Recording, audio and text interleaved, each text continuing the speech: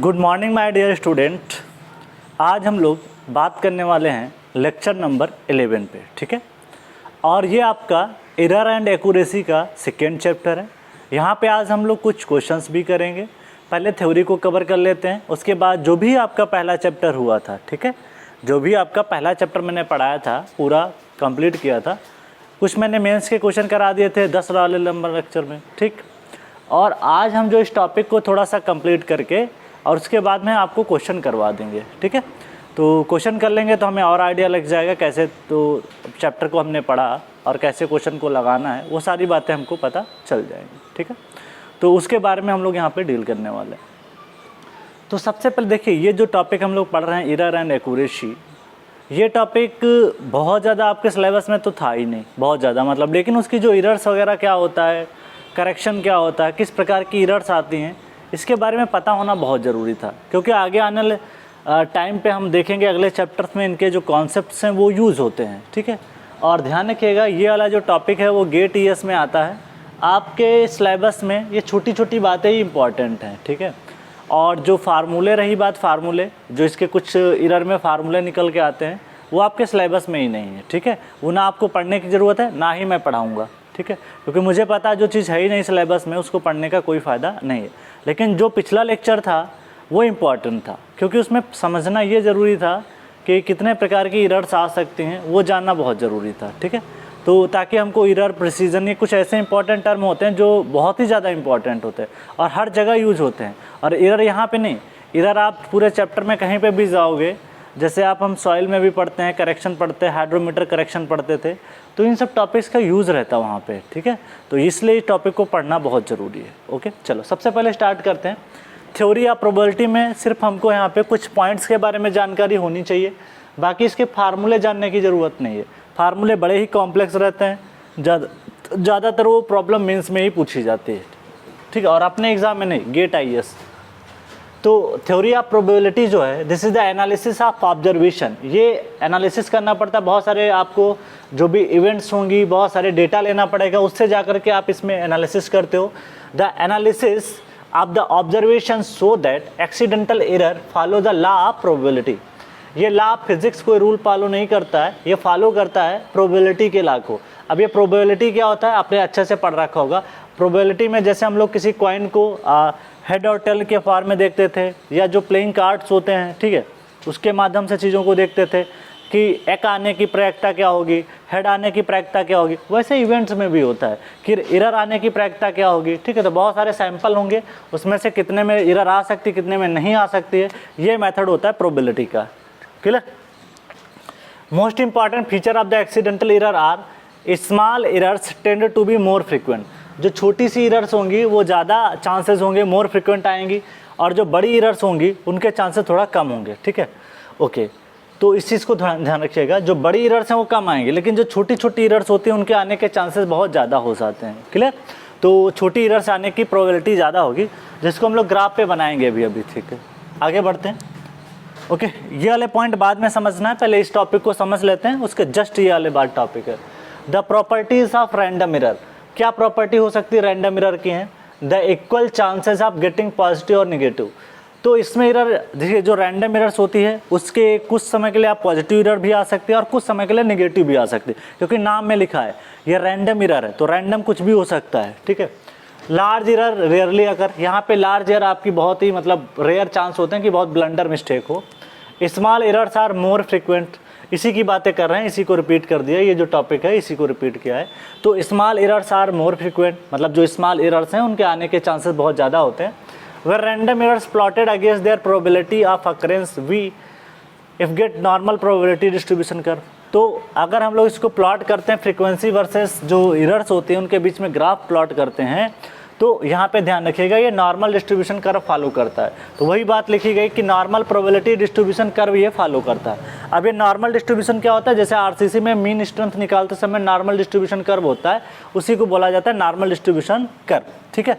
तो इसमें आपका एक मोड होता है जिसको बहुलक बोलते हैं। ज़्यादातर एरर जो है ना आपके इस क्षेत्र में रहेंगे, ठीक है। छोटी छोटी एरर जहाँ पे ज़्यादा आकर होती हैं उसे बोला जाता है मॉडल।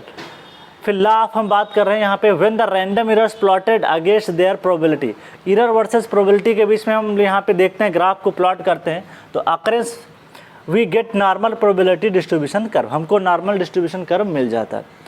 फिर ला ऑफ एक्सीडेंटल इरर क्या होता है, इसको कैसे फार्मूला लगाते हैं, देखो इरर का फार्मूला क्या पढ़ते हैं, measured value minus true value. एक बात और पता है कि हमको ट्रू वैल्यू तो कभी पता ही नहीं होता है, तो हम इरर भी सही नहीं निकाल पाते हैं, एग्जैक्ट ट्रू वैल्यू आपको कभी नहीं पता होगा। As true value of the quantity is never known, हमको कभी भी नहीं पता होता कि ट्रू वैल्यू क्या है। Therefore true value is also never be known, तो इसलिए हम लोग जो है ट्रू वैल्यू कभी भी निकाल नहीं पाते हैं। तो देयरफॉर द ट्रू इरर हमको भी नहीं पता चलता, जब ट्रू वैल्यू ही नहीं पता है, ये वैल्यू अगर आपको नहीं ट्रू पता होगी तो क्या ये इरर सही निकल के आएगी, नहीं निकल के आएगी। तो वही चीज़ है कि ट्रू इरर भी हम लोग नहीं मतलब बता पाते हैं। तो instead of true value a value called most probable value, इसको शॉर्ट में MPV बोल रहे हैं, इज कॉमनली यूज। मतलब हम यहाँ पे क्या है ना, ट्रू वैल्यू की जगह पे एक वैल्यू दूसरी लेके आए जिसका नाम रखा मोस्ट प्रोबेबल वैल्यू, जिसकी मोस्ट अप्रॉक्सीमेट ट्रू वैल्यू होगी लगभग, उसे बोला जाता है मोस्ट प्रोबेबल वैल्यू। बहुत सारी रीडिंग्स आएंगी जिसकी मोस्ट प्रोबेबल वैल्यू होगी इरर की, उसको हम लोग ट्रू वैल्यू को कंसिडर करेंगे, ठीक है। बहुत सारे टेस्ट सैंपल लेने पड़ेंगे आपको, बहुत सारी रीडिंग्स लेनी पड़ेंगी, वहाँ से एनालिसिस करना पड़ेगा, वेटेज निकालना पड़ेगा, एवरेज वैल्यू लेनी पड़ेगी, सारा काम करना पड़ेगा, तब जाके मोस्ट प्रोबेबल वैल्यू निकल के आती है, ठीक है। तो उसी की बात कर रहे हैं। नेक्स्ट आगे बढ़ते हैं। तो कर्व ये प्लॉट हो गया आपका, ओके। फिर MPV of an quantity is that value which is close to true value. MPV most probable value वो वैल्यू होती है जो ट्रू वैल्यू के क्लोज होती है, उसे बोला जाता है MPV most probable value. MV का मतलब measured value, this is the most probable, और ये निकल के आ जाता है इरर। नेक्स्ट बात करते हैं, above difference is called most probable error, और इसे रेजिडुअल एरर और वेरिएशन बोला जाता है। इसे रेजिडुअल का मतलब होता है जो एरर रह जाएगी, ये हमेशा रहेगी, कुछ भी कर डालो ये एरर हमेशा रहेगी, दिस इज कॉल्ड रेजिडुअल, और इसे वेरिएशन भी बोला जाता है। क्या बोला जाता है, वेरिएशन। नेक्स्ट बात करते हैं, MPVM a quantity can be determined if the quantity is measured number of times. ये क्वांटिटी MPM की जो क्वांटिटी है या वैल्यू है, ये तभी निकाल पाओगे जब आपके पास बहुत सारी रीडिंग्स हों, नंबर ऑफ टाइम्स आपके पास रीडिंग होगा तभी निकाल पाओगे, क्योंकि इसमें एवरेज लेना पड़ता है।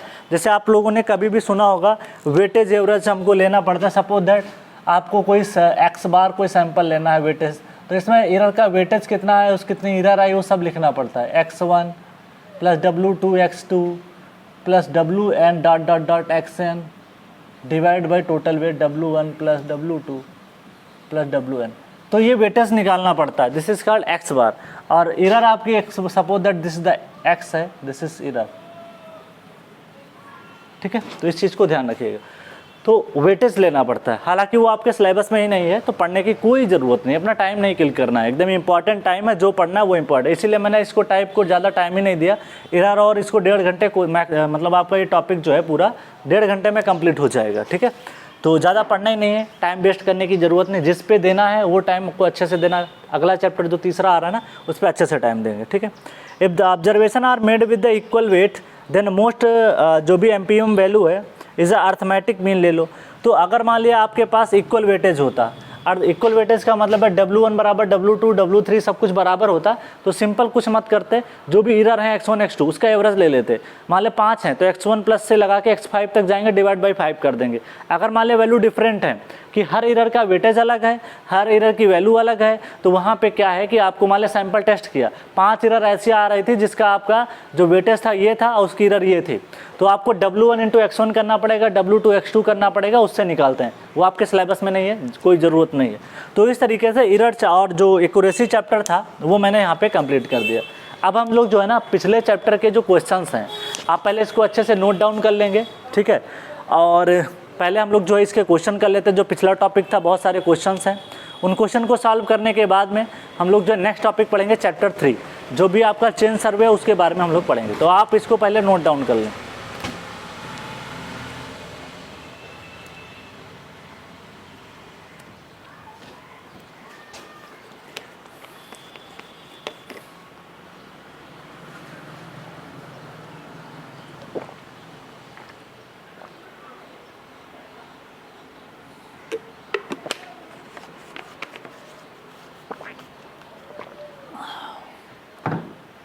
ठीक है, अच्छे से नोट डाउन कर लें, उसके बाद में हम लोग जो है ना क्वेश्चन करते हैं।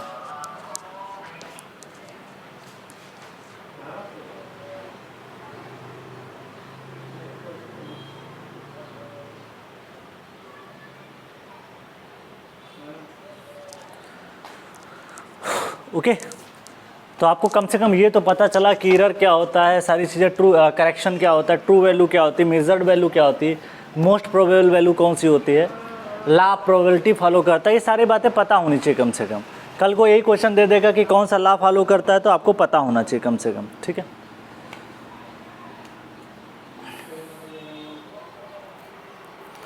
आगे बढ़े, क्वेश्चन करते हैं, है ना।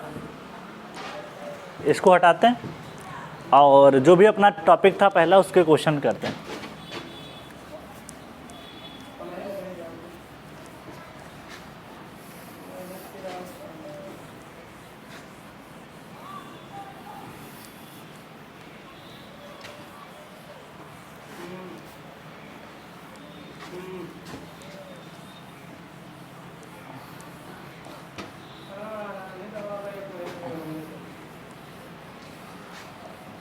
अब हम लोग करेंगे क्वेश्चन, जो कि पिछला टॉपिक था वहाँ पे मैंने कराया नहीं था ऑब्जेक्टिव क्वेश्चन।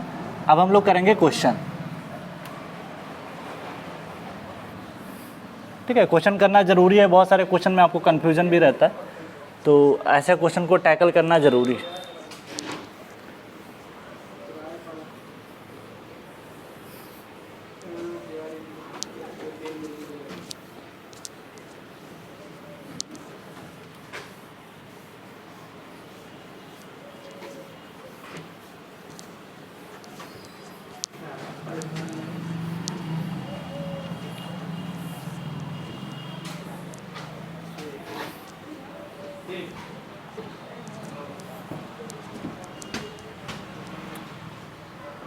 चलो स्टार्ट करते हैं क्वेश्चंस। देखते हैं यहाँ पे कौन कौन से क्वेश्चन हम लोग सॉल्व कर पाएंगे, यहाँ पे उनको देखते हैं।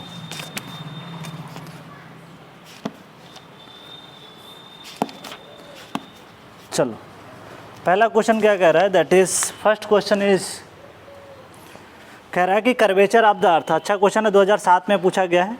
अब ये क्वेश्चन आपके हैं फंडामेंटल ऑफ सर्वेइंग, तो टॉपिक है आपका फंडामेंटल ऑफ सर्वेइंग। इस टॉपिक के क्वेश्चन करवा रहा हूँ, ठीक है, फंडामेंटल ऑफ सर्वेइंग। आगे बढ़ते हैं। पहला क्वेश्चन है, note down, the curvature of the earth surface, the curvature of the earth surface, curvature of the earth surface is taken into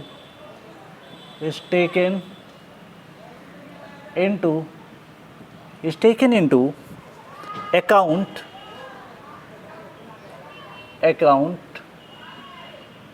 if the extent of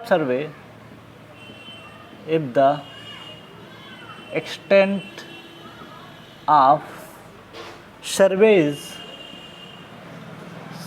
is more than, area कितना ज़्यादा होगा तब हम लोग लेंगे इसमें geodetic की curvature of the अर्थ कब कंसीडर करते हैं, ठीक है। तो that is first option is 100 kilometre square. B option है आपके सामने, that is 160 kilometre square. C option आपके सामने है 500 किलोमीटर स्क्वायर, और डी है 260 किलोमीटर स्क्वायर, ठीक है। चल नेक्स्ट आ जाते हैं। ये क्वेश्चन तो कई बार पूछा गया, क्वेश्चन नंबर 2, ये 2007, ठीक, ये 2009 SSCJE के क्वेश्चन कर रहे हैं हम लोग। द सर्वे इन विच, अब तो आप खुद ही कर ले जाओगे, survey in which the curvature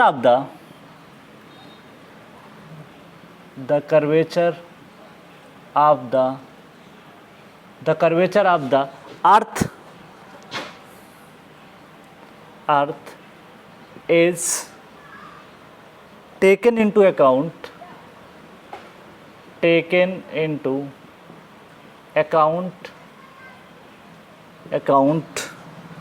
is called geodetic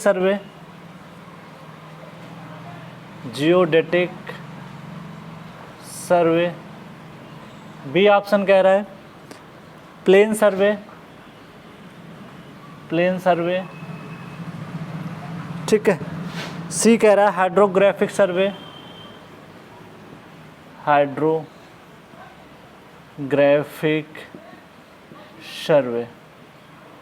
ठीक। नेक्स्ट है topographical survey, D topographical survey, ठीक है। ओके चल नेक्स्ट क्वेश्चन नंबर 3। अब ये क्वेश्चन कई बार रिपीट हुआ तो दोबारा मैं नहीं लिखूंगा, ठीक है। चल नेक्स्ट है 2012 में पूछा गया SSC JEE, which of the following scale is the smallest one,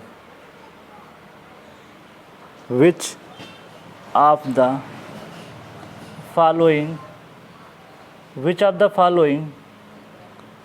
scale is the smallest one, that is a 4:2, that is 2 1 2 3 4, ठीक है। बी है 1 सेंटीमीटर बराबर 5000 मीटर। उसके बाद में सी ऑप्शन है आपके सामने 1 सेंटीमीटर बराबर 50 मीटर, और RF दे रखा है 1/50,000, डी इजकल टू RF 1/50,000। इस तरीके से कहानी दे रखी है, क्लियर। चलो आगे बढ़ते हैं, नेक्स्ट क्वेश्चन की तरफ मूव करते हैं।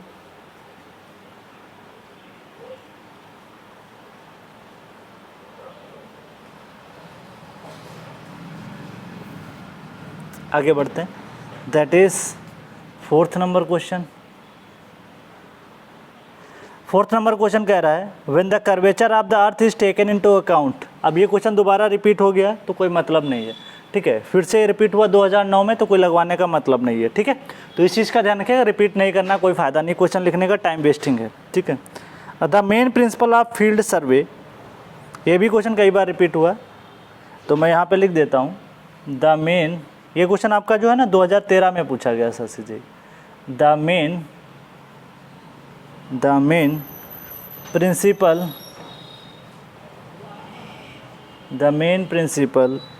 ऑफ फील्ड सर्वेइंग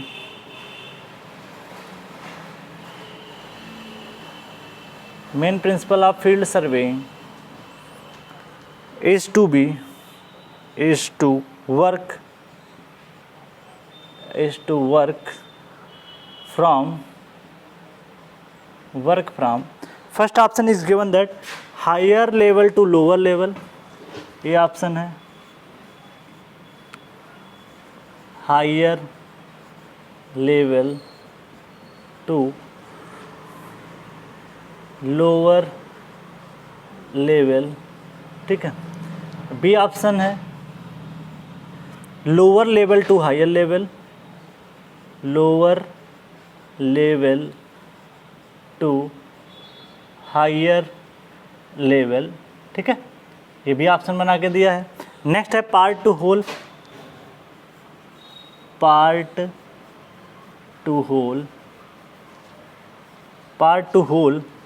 डी है होल टू पार्ट,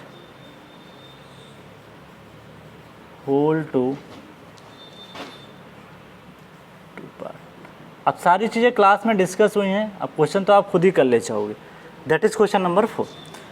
अब ये क्वेश्चन 2014 में फिर से रिपीट हुआ, 2013 में आया है। अगला क्वेश्चन एक और फिर से पूछा था, main principle of field surveying, तो इसको भी मैं नहीं करवाऊंगा, कोई मतलब नहीं है, ठीक है। नेक्स्ट क्वेश्चन है that is question number 5 number question जो है ना आपका, ये पूछा गया 2014 में, जेई में पूछा गया है, इसको मेंशन करता हूँ। When 1 centimetre on a map represent, when 1 centimetre on a map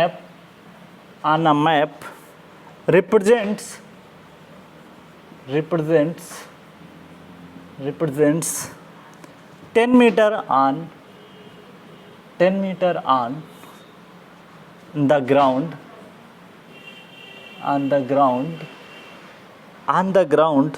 the representative fraction of the scale, the representative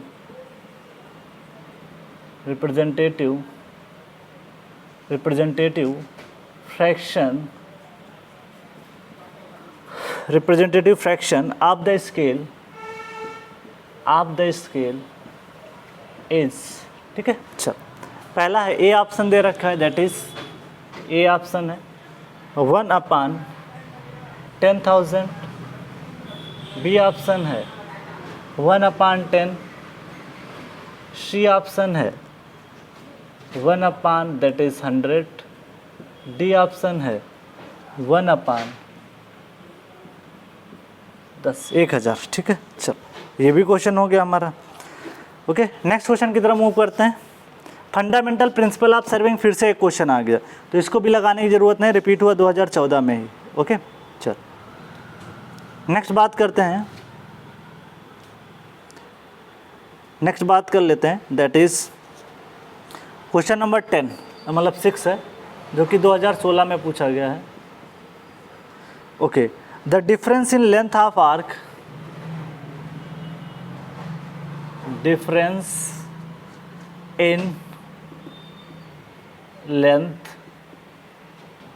in length of an arc, ठीक है, and its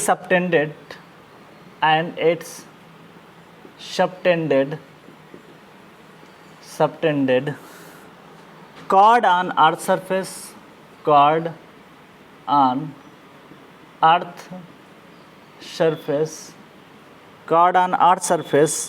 for a distance of 18.2 kilometer is A 10 mm,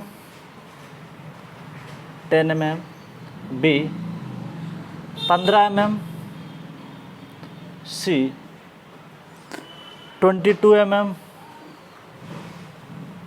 D 100 mm, ठीक है। ये भी बड़ा अच्छा question है। Okay, तो इसके बारे में जानकारी होनी चाहिए। नेक्स्ट क्वेश्चन है, geodetic survey is different from the plane survey, किस प्रकार से आपका डिफरेंट होता है, ठीक है। तो किस तरीके से डिफरेंट होता है, जियोडेटिक कब करते हैं, वही क्वेश्चन दोबारा आ गया है। तो जियोडेटिक सर्वे तब करते हैं जब हम अर्थ के कर्वेचर को कंसीडर करते हैं। तो ये भी क्वेश्चन मैं नहीं करवा रहा हूँ, नेक्स्ट क्वेश्चन करवा रहा हूँ। 7th, रिपीट करने का कोई मतलब नहीं है क्योंकि टाइम वेस्टिंग है, 2016 में पूछा गया, अच्छा क्वेश्चन है। A scale representative either, representing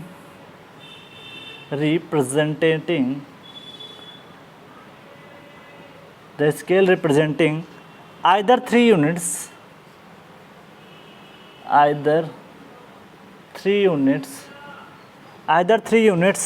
or only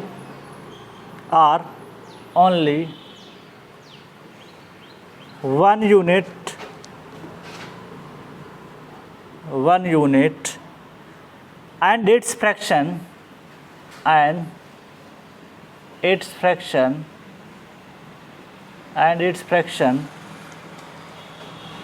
up to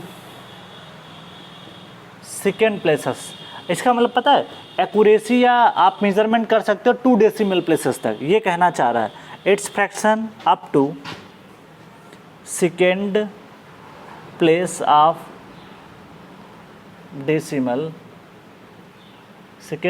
decimal, point is, पहला है डायगोनल स्केल, बी है comparative scale, that is comparative scale.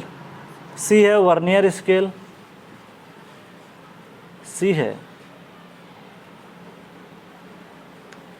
Vernier scale और डी है श्रंक स्केल, श्रंक स्केल। तो ये तरीके से मैंने 7 क्वेश्चन मेंशन किए। पहले आप इनको अच्छे से देख लो, नोट डाउन कर लो, फिर हम आगे बढ़ते हैं, ठीक है।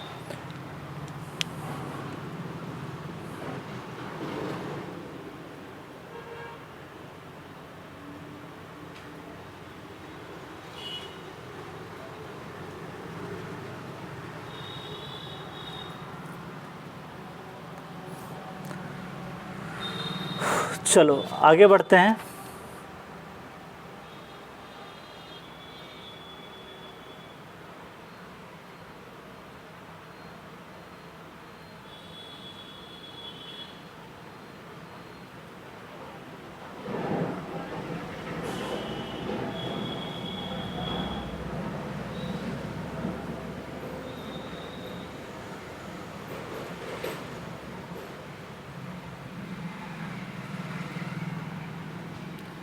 चलो अच्छे से इनको नोट डाउन कर लें, फिर आगे बढ़ते हैं।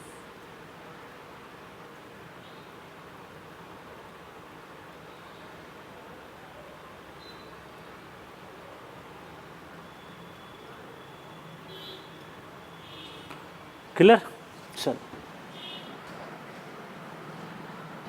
ठीक है, चल आगे बढ़ते हैं। दैट इज क्वेश्चन को सॉल्व करते हैं।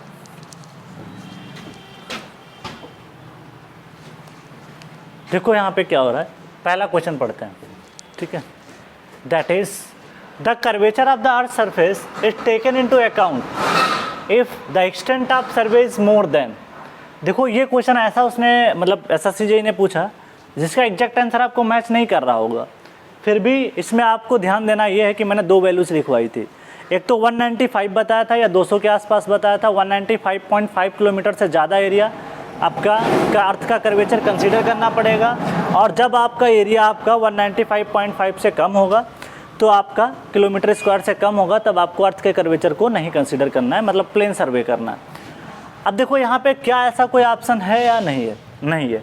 तो यहाँ पे 100 तो ले नहीं सकते, 500 तो बहुत ही ज़्यादा हो जाएगा। 2 ऑप्शन बच रहे हैं, एक बी बच रहा है, एक डी बच रहा है, ठीक।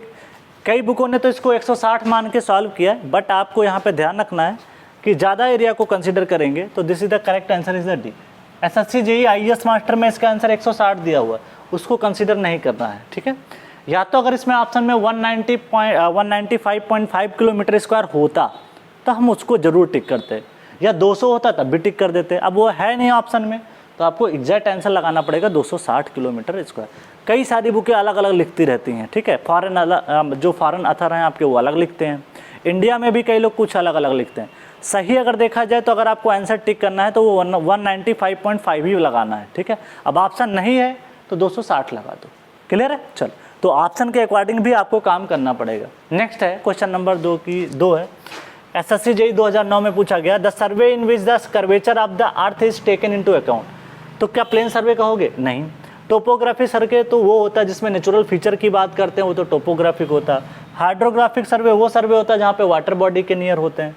तो इसमें जियोडेटिक होता है जिसमें अर्थ के कर्वेचर को कंसीडर किया जाता है, दिस इज कॉल्ड जियोडेटिक सर्वे। और 195.5 किलोमीटर से स्क्वायर से एरिया से ज़्यादा होता है तब जियोडेटिक आता है, okay. Question number 3, which of the following scale is the smallest one.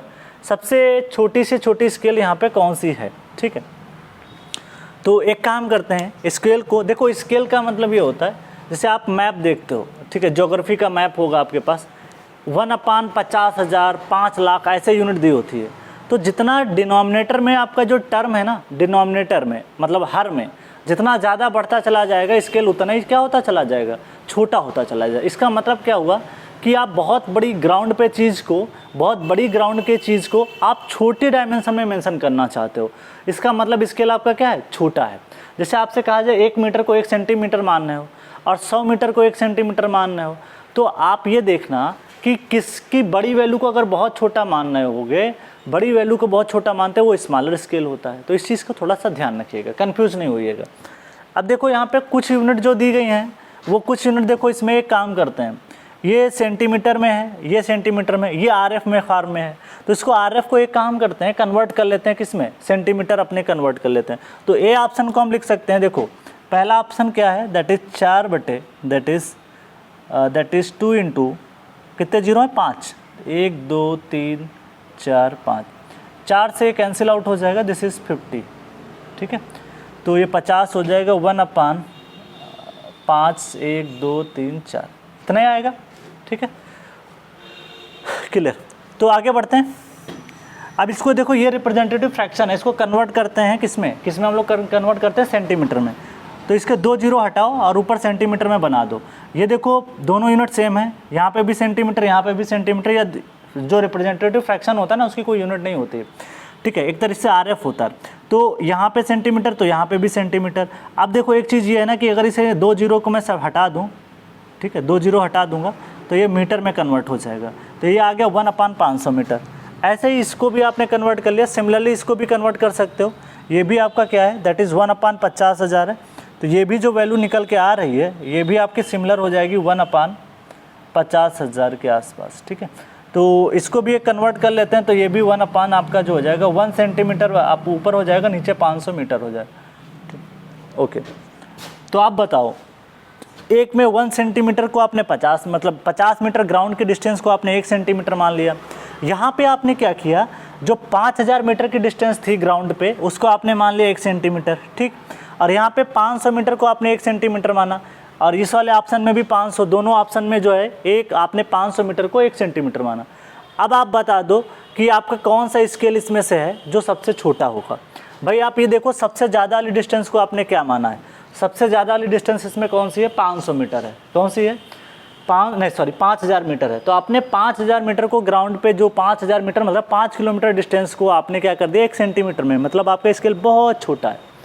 आप बड़ी से बड़ी देखो, आपने इंडिया का मैप देखा होगा तो छोटी छोटी नदी, लेक्स, बाउंड्री, पर्वत कितने छोटे छोटे दर्शाए जाते हैं। क्यों दर्शाए गए, क्योंकि आपने स्केल बहुत छोटा माना है। और वही चीज़ अगर आपको किसी बिल्डिंग का प्लान बनाना हो तो उसी चीज़ को थोड़ा बड़ा बनाते हो कि नहीं बनाते हो, क्योंकि मैप पे बहुत सारी चीज़ें दर्शानी होती थी, इस वजह से स्केल छोटा रखा जाता है, ठीक है। तो डिनोमिनेटर में जितना ज़्यादा होगा उसके हर में जितना ज़्यादा वैल्यू होगी उतना ही ज़्यादा छोटा स्केल आपका निकल के आएगा। तो ये इसका एक बेसिक फंडा है। नेक्स्ट बढ़ते हैं, तो इसका आंसर जानते हो क्या हो जाएगा, this is the B is the correct answer. तो ऐसे क्वेश्चन लगा सकते हो। बस एक चीज़ ध्यान देना, जैसे ऐसे 4 ऑप्शन बना के देता पहचानना हुआ करे, तो ये देख लेना कि ऊपर की यूनिट क्या है। अगर सब में सेंटीमीटर है तो ठीक है, किसी में मीटर हो तो सबको कन्वर्ट कर लेना उसको सेंटीमीटर में, क्योंकि समान यूनिट मान के सॉल्व करोगे तभी कर पाओगे। देखो यहाँ भी सेंटीमीटर था, यहाँ भी सेंटीमीटर था, मैंने इसको भी सेंटीमीटर में कन्वर्ट किया, इसको भी सेंटीमीटर में कन्वर्ट किया, तो इस तरीके से लगा सकते। नेक्स्ट क्वेश्चन है, the main principle of field survey line. अब ये तो पढ़ी चुके हैं, higher level to lower level का मतलब है कि आप हायर वैल्यू से लोअर वैल्यूज़ की तरफ जा रहे हो, lower value to higher value, ये भी कोई प्रिंसिपल नहीं होता। हम जो पढ़े थे वो होल टू पार्ट था। होल टू पार्ट में जो है एरर लोकलाइज हो जाती है, एरर का एक्यूमुलेशन नहीं होता है। तो इस तरीके से D is the correct answer. ये क्वेश्चन कई बार आएगा, आपको हर जगह एग्जाम में मिलेगा, तो अब तो आपको बहुत अच्छे से समझ में आ गया होगा, क्योंकि मैंने क्लास में भी डिस्कस किया था इसके थ्योरी पार्ट के बारे में, ठीक है। नेक्स्ट आते हैं, when 1 centimetre on the map represent, तो इसका आंसर समझ में आ गया, डी होगा। 1 centimetre on the map represent 10 metre on the ground. Representative fraction निकालना है, तो रिप्रेजेंटेटिव फ्रैक्शन होता क्या है, map distance upon ground distance होता है। मैप के ऊपर 1 सेंटीमीटर है और इसके नीचे 10 मीटर है, ठीक है। एक काम करो, दोनों को सेम यूनिट में कन्वर्ट करते हैं। 10 मीटर को क्या लिख सकते हो, एक मीटर को क्या लिखा जा सकता है, 100 सेंटीमीटर। तो ये 1 अपान कितना हो जाएगा, दैट इज 1/1000, 1/1000, ठीक है, क्लियर है। तो इस तरीके से हम लोग यहाँ पे निकाल सकते हैं। तो अब बताओ कौन सा इसमें आंसर आ जाएगा, A is the correct answer. ये तो हम लोग जो है बहुत आसानी से सारे क्वेश्चन निकाल पाएंगे। रिप्रेजेंटेटिव फ्रैक्शन का कोई भी क्वेश्चन आता है, बस आपको बेसिक यूनिट का फंडा क्लियर होना चाहिए। दोनों यूनिट रिप्रेजेंटेटिव फ्रैक्शन में सेम होती हैं, बस इतना ध्यान रखिएगा। फिर difference in length of an arc and it's subtended card on it's earth surface, distance of 18.2 kilometre. इसमें मैंने आपको बताया था कि 12 किलोमीटर पे 1 सेंटीमीटर का अंतर आ जाता है, ठीक है। 1 सेंटीमीटर, सॉरी यहाँ पे जो है ना, हाँ सही है, 1 सेंटीमीटर का अंतर आता है। जो 12 किलोमीटर डिस्टेंस, मतलब इसको कैसे समझाऊँ, थोड़ा सा मुझे यहाँ पे नीचे समझा रहा हूँ। सपोज दैट कि आपका अर्थ का जो है दैट इज़ ये जो है डिस्टेंस है कॉर्ड वाली, और ये है कर्वेचर डिस्टेंस, ठीक है। तो अगर आप इस डिस्टेंस की बात करें, ये अगर मान लें 12 जो भी ये डिस्टेंस है ना ए पॉइंट और बी के बीच में, ए और बी के बीच में अगर 12 किलोमीटर मुझे को जाना है, तो जो कॉर्ड लेंथ होगी ना, ये वाली लेंथ जो आप देख रहे हो, ये वाली लेंथ, ये वाली जो लेंथ है ना, ये आपका 1 सेंटीमीटर से इंक्रीज़ कर जाता है। तो ये जो डिस्टेंस आपको दिखाएगी 10.1, तो सॉरी किलोमीटर में लिखना है ना, तो ये नहीं लिख पाओगे, ऐसे यूनिट बनाना पड़ेगा आपको। तो दैट इज़ 1 सेंटीमीटर है, इसको पहले मीटर में कन्वर्ट करो, तो ये आ जाएगा 1 सेंटीमीटर को पहले जो है ना 1 सेंटीमीटर को 100 से डिवाइड करो, तो ये 0.101 मीटर आ जाएगा, ठीक है। फिर एक और डिवाइड करना पड़ेगा, मतलब 12 पॉइंट समथिंग करके आएगा, मुझे याद नहीं है एकदम से, इसको लिखना पड़ेगा 12 पॉइंट समथिंग 01 के आसपास, ठीक है। तो ये किलोमीटर में निकल के आएगा, मतलब 1 सेंटीमीटर ज़्यादा होता है बस, ठीक है। तो कॉर्ड लेंथ 1 सेंटीमीटर ज़्यादा होती है एज़ कम्पेयर टू दिस, जो प्लेन आपका कॉर्ड खींचोगे यहाँ पे, जो हॉरिजॉन्टल डिस्टेंस मेजर करोगे, ठीक है। अगर प्लेन होगा तब की बात कर रहे हैं, तब ये 12 किलोमीटर रहेगा। तो आपका 1 सेंटीमीटर इंक्रीज होता है 12 किलोमीटर में। ये बहुत इंपॉर्टेंट क्वेश्चन है, आ सकता है दोबारा फिर। तो अगर आपके पास 18 किलोमीटर है, अगर आपका 12 किलोमीटर में 1 सेंटीमीटर बढ़ रहा है तो आप नहीं निकाल पाओगे। देखो यहाँ पे 12 किलोमीटर में अगर आपका 1 सेंटीमीटर बढ़ रहा है तो 1 किलोमीटर में कितना बढ़ेगा, 1/12 सेंटीमीटर, ठीक। तो 18.5 किलोमीटर में कितना बढ़ेगा, 18.5 divide by 12 kilometre into 1 centimetre. Solve करोगे तो लगभग 1.52 के आसपास आ जाएगा। 1.52 सेंटीमीटर आया, बट आपको आंसर एमएम में दिया हुआ है, तो एमएम किसके आसपास है, 1.52 जो सेंटीमीटर है वो किसके बराबर होगा, 15 एमएम के बराबर होगा। तो is the correct answer is the क्या हो जाएगा, बी, ठीक है। तो इस चीज़ को ध्यान रखिएगा, तो इसको रिमेंबर कर लो, टाइम बर्बाद नहीं करना एग्जाम में। कल को आपसे वो कह दे कि भैया 24 किलोमीटर के लिए चाहिए, तो 24 किलोमीटर में इसका दोगुना कर दो, 1 सेंटीमीटर का दोगुना 2 सेंटीमीटर, मान लिया 36 कर दे तो 2 उसको उस हिसाब से मल्टीप्लाई कर दो। क्लियर है कि नहीं क्लियर? तो अगर मान लिया 36 किलोमीटर है तो 3 सेंटीमीटर, ऐसे 48 है तो 4 सेंटीमीटर, इस तरीके से वैल्यू बढ़ती जाती है। ओके, तो इसको आज से समझ में आ गया होगा। नेक्स्ट है आई स्केल रिप्रेजेंट आइदर 3 यूनिट्स। अब इसको भी पढ़ाया था। प्लेन स्केल पे हम लोग 2 लोगों की बात करते हैं। जैसे आपको सपोज दैट कोई नंबर आपको ये लिखा हुआ है, मान लिया कि आपको वैल्यू दे दी गई 2.3, तो ये प्लेन स्केल से आप मेज़र कर सकते थे, लेकिन 2.33 दे दिया गया है तो आप मेज़र नहीं कर पाओगे। ठीक है, तो इसमें 1 डेसिमल तक ही मेज़र करते हैं, इसमें 2 डेसिमल के बाद भी मेज़र कर लेते हैं। तो ये आपका जो हो जाता है, ये आपका डायगोनल स्केल होता है, ये प्लेन स्केल होता है। अब डायगोनल स्केल वो स्केल होता है जिसमें सपोज दैट कि आपको जैसे डेकामीटर, फिर मीटर, फिर सेंटीमीटर, इस तरीके से यूनिट चलते हैं। एक कॉन्जिक्यूटिव यूनिट होनी चाहिए, ठीक है। जैसे 1 मीटर है, फिर सेंटीमीटर, फिर एमएम होगा, तब जा करके आप अप्लाई कर पाओगे। तो इसमें अगर मोर देन यहाँ पे जैसे इसने दिया है 3 units, either 3 units or only one unit and it is fraction up to, एक ही यूनिट हो लेकिन आपका जो फ्रैक्शन है up to second place, second decimal तक, मतलब दशमलव के 2 अंकों तक और आगे मेजर कर सकते हो। तो ऐसी स्केल के लिए हम लोग जो यूज़ करते हैं, देखिए कंपैरेटिव स्केल तो कुछ होता नहीं, वर्नियर स्केल में तो बहुत ही छोटे छोटे डायमेंशन मेजर किए जाते हैं, श्रंक स्केल तो कोई बात ही नहीं यहाँ पे, सिर्फ diagonal is the correct answer. तो इस तरीके से डायगोनल आप आंसर इसका लगा सकते हो, क्योंकि डायगोनल स्केल को मैंने आपको क्लास में अच्छे से समझाया था। ठीक है, अब तो आप क्वेश्चन समझ में आ गया होगा डायगोनल में कैसे मेजर करते थे। तो पहले आप इनको नोट डाउन कर लें और फिर हम जो है ना अगली क्वेश्चन की बात करें।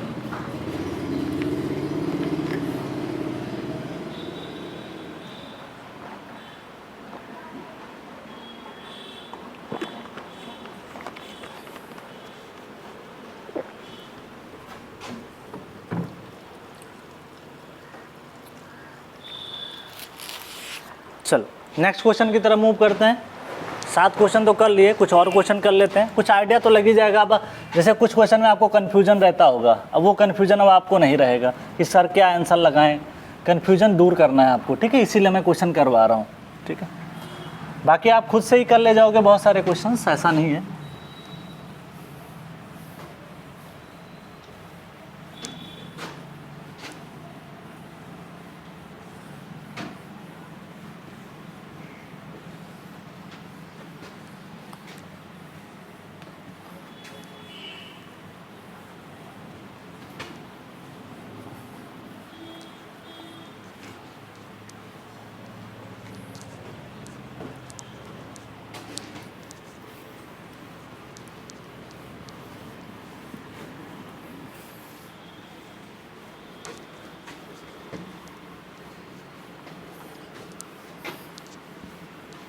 क्वेश्चन नंबर 8 पे मूव करते हैं।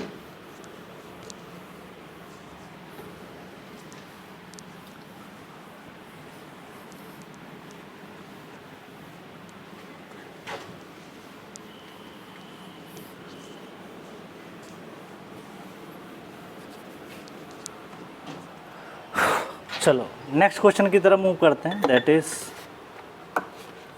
ये तो क्वेश्चन हो गया। चलो आगे बढ़ते हैं।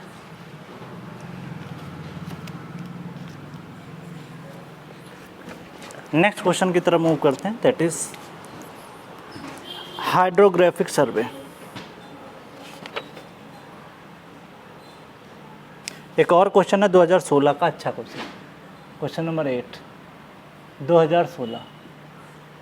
क्वेश्चन कह रहा है if the smallest division of vernier, if smallest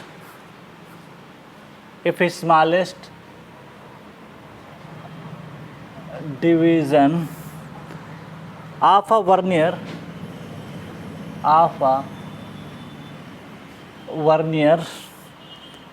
is longer than,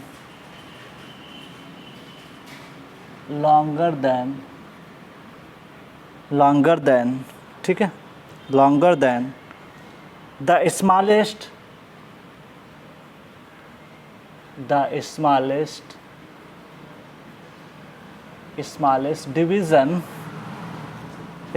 division of its primary scale, primary scale का मतलब होता है main scale, of its primary scale. Primary scale को क्या बोल सकते हो, ब्रैकेट में लिख देता हूँ मेन स्केल, ठीक है, ताकि आपको कन्फ्यूजन ना रहे, कल को एग्जाम में लैंग्वेज बदल दे। The vernier is known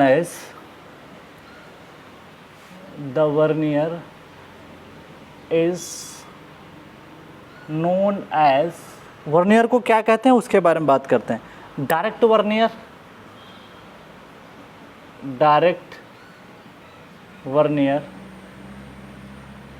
vernier होगा क्या। बी है डबल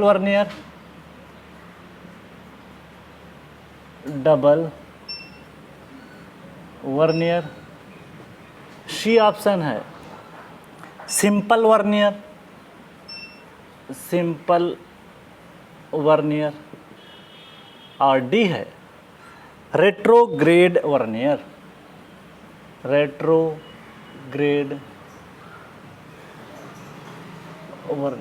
ठीक है, नेक्स्ट क्वेश्चन की तरफ बढ़ते हैं। नेक्स्ट क्वेश्चन है जो कि आपका 2016 में 9th नंबर क्वेश्चन पूछा गया, अच्छा क्वेश्चन है। Hydrographic survey deals with hydrographic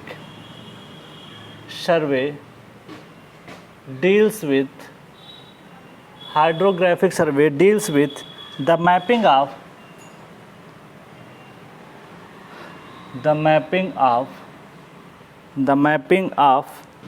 पहला large water bodies,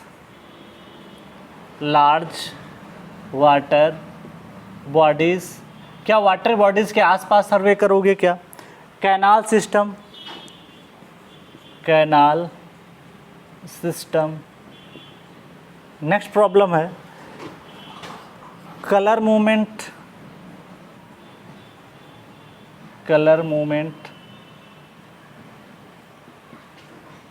डी है none of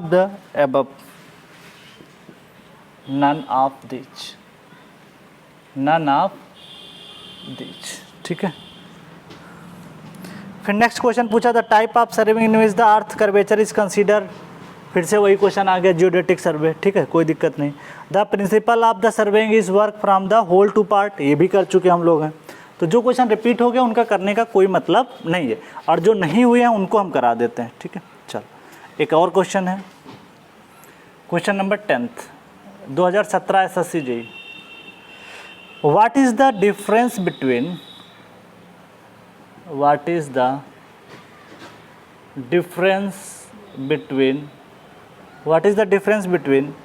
the sum of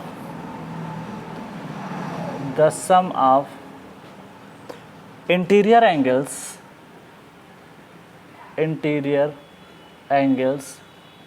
class में भी अच्छे से पढ़ाया था, interior angles of a plane triangle, of a plane triangle and spherical triangle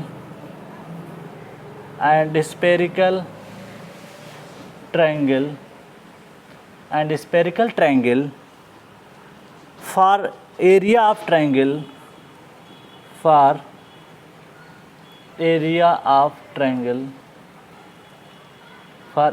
triangle 195 kilometre square on the earth surface,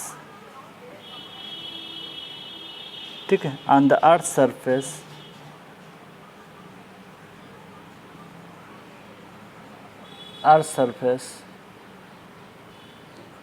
full stop 1 degree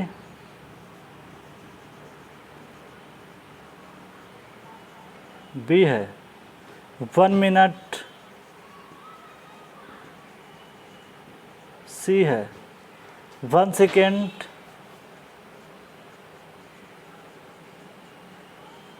D है 1 radian.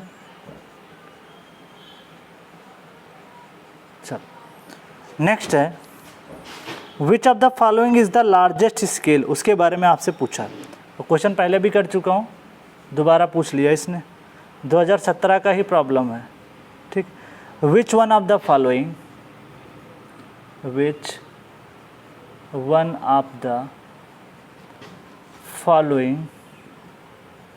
which one of the following is the largest scale,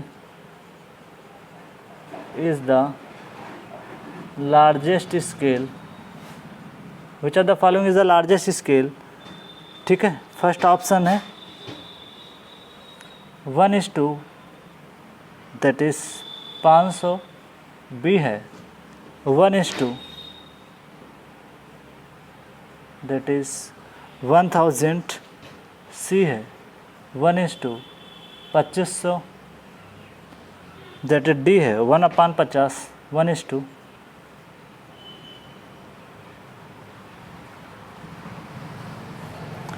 चलो आगे बढ़ते हैं, next question move करते हैं।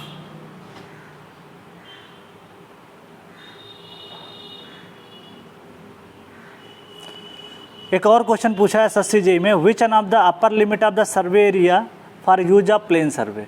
अब वही फिर से इसने पूछा जियोडेटिक कहाँ तक कंसिडर करते हैं। तो देखो कई बार ये लोग SSCJ वालों ने पूछा है, कहीं 250 मानते हैं, तो मैंने बताया नहीं ऑप्शन के अकॉर्डिंग काम करना है। अभी उसको भी देख लेते हैं। चल नेक्स्ट है correct estimate the correct area for map shrink F। Okay next question की तरफ मूव करते हैं, क्वेश्चन नंबर 12, जो कि आपका SSCJ 2017 में पूछा गया। ये क्या कह रहा है, विच of the following statement is correct, which of the following, सारे क्वेश्चन आपसे खुद ही बनने चाहिए अब, क्योंकि आपने क्लास अच्छे से कर रखी है। विच of the following statement is correct, which of the following statement is correct for estimating the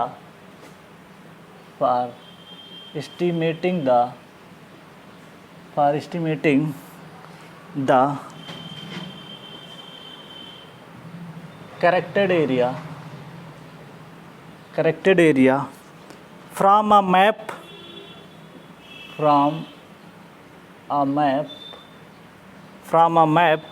of shrunk factor that is F, ठीक है। It is directly proportional to F, पहला ऑप्शन है it is directly proportional to F, it is directly proportional to square of F, it is directly proportional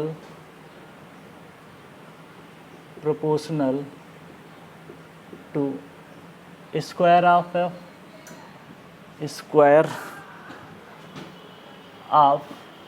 F, मतलब F square की बात कर रहा है। It is inversely proportional to FC. It is inversely proportional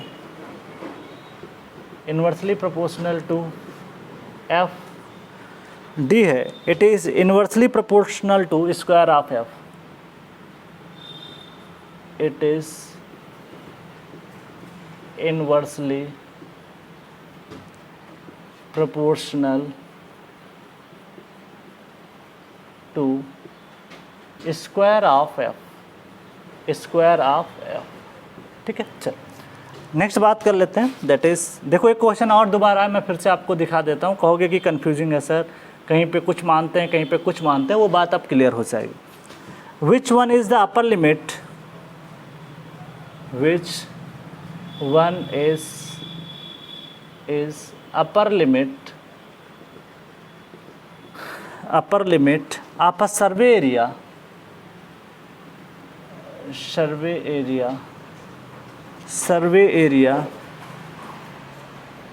ठीक है, kilometre square में बात कर रहे हैं।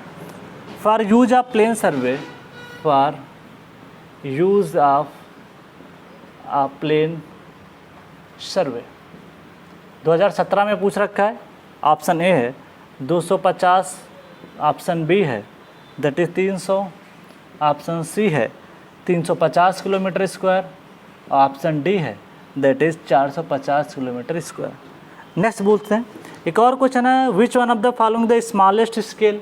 अब ये क्वेश्चन मैं नहीं कराऊंगा क्योंकि खुद ही कर ले जाओगे, ठीक है। चलो आगे बढ़ते हैं, ये तो क्लियर हो गया। नेक्स्ट बात कर लेते हैं, ये तो क्लास में क्वेश्चन हो चुका है तो इसको भी करने की ज़रूरत नहीं है। फिर पूछा है, एक और क्वेश्चन पूछा, मैं रिपीट हो गया, फिर से मैं लिखने की कोशिश नहीं कर रहा हूँ क्योंकि टाइम वेस्टिंग है इसके लिए, ठीक है। चलो आगे बढ़ते हैं, देखो यहाँ पे क्या कह रहा है। अगला जो क्वेश्चन है मैं बोल देता हूँ क्योंकि लिखने की ज़रूरत नहीं है। The scale in which the 3 successive dimension can be measured. अभी तो बताया जिसमें 3 सक्सेसिव डायमेंशन को मेजरमेंट किया जाता है, this is called diagonal scale. अब ये क्वेश्चन मैं दोबारा नहीं लिखूंगा क्योंकि टाइम कोई फ़ायदा नहीं है, वही क्वेश्चन बार बार आता है तो कोई मतलब नहीं, ठीक है। नेक्स्ट क्वेश्चन अच्छा है, उसको लिख लेते हैं। बाकी मेंस वाला जो 2-3 क्वेश्चन कराया था उनसे आपके बहुत सारे कॉन्सेप्ट बन जाएंगे। That is 4th। नेक्स्ट है, विच of the following scale, that is ये भी पूछा गया 2017 का क्वेश्चन है। विच of the following scale, which of the following scale of the map is not affected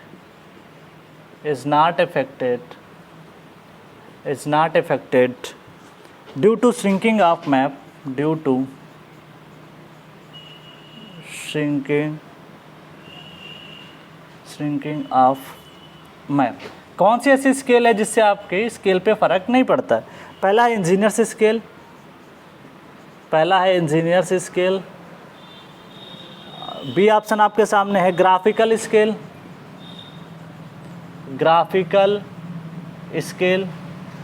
ठीक है, ग्राफिकल स्केल दे रखा है। और सी ऑप्शन है रिप्रेजेंटेटिव फ्रैक्शन, सी है RF, और डी है नन ऑफ दिस।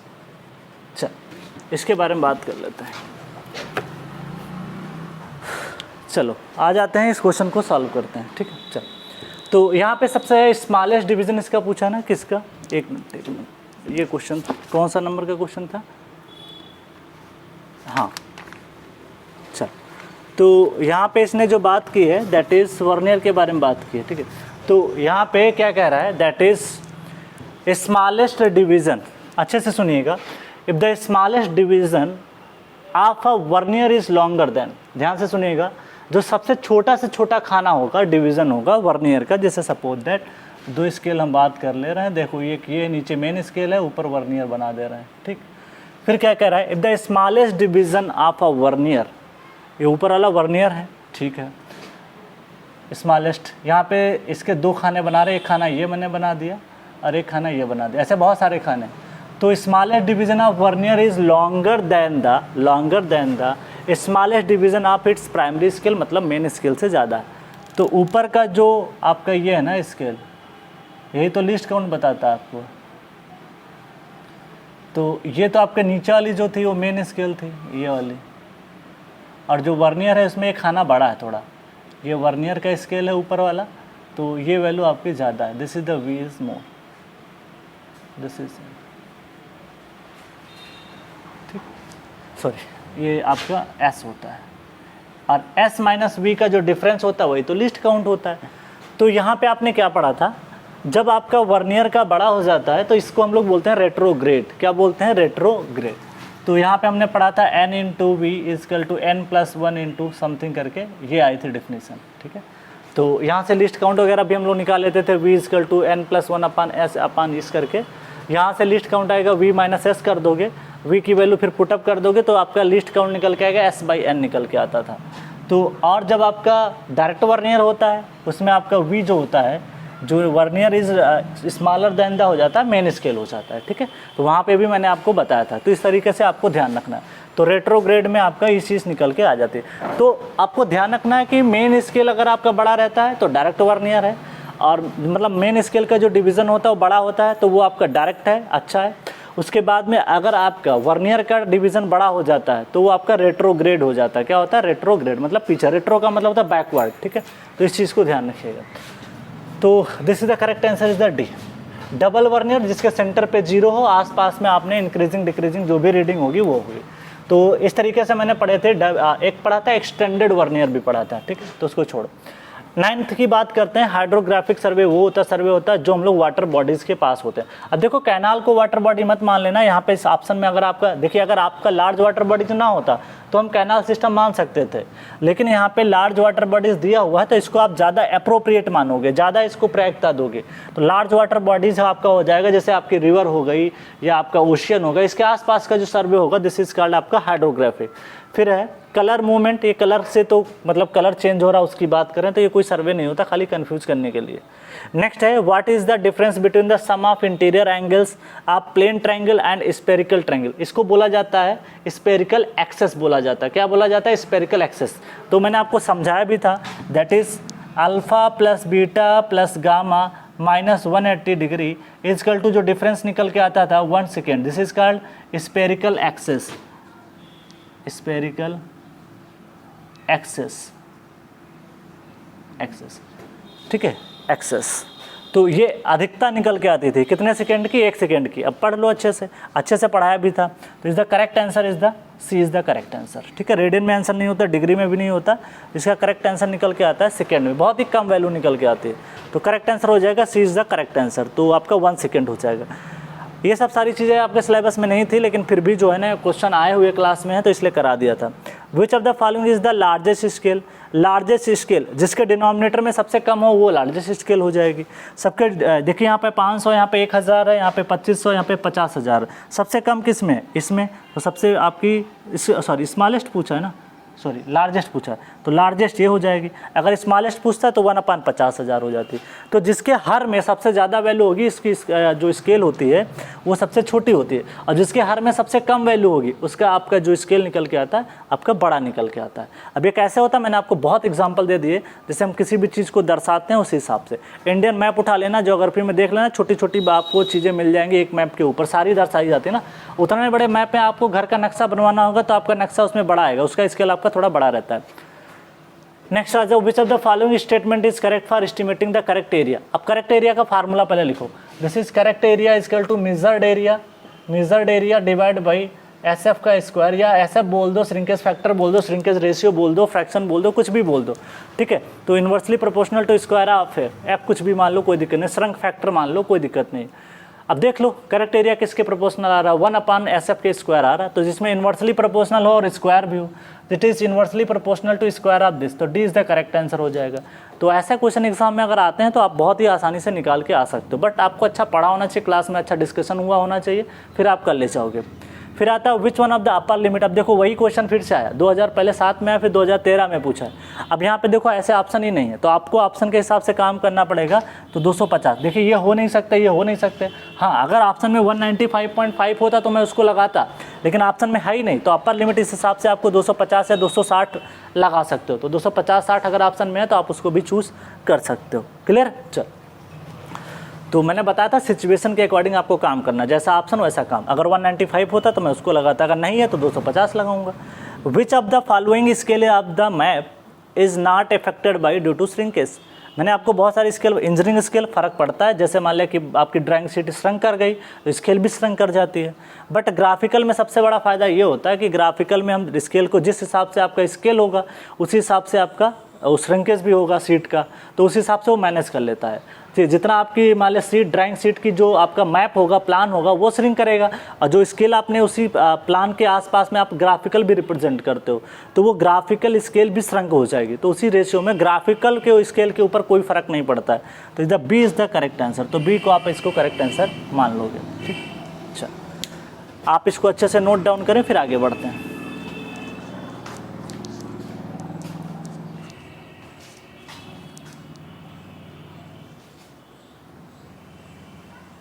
चलो, तो इस तरीके से क्वेश्चंस हम लोग यहाँ पे क्लियर कर लेते हैं। देखते हैं कुछ और क्वेश्चन देखते हैं थोड़ा बहुत।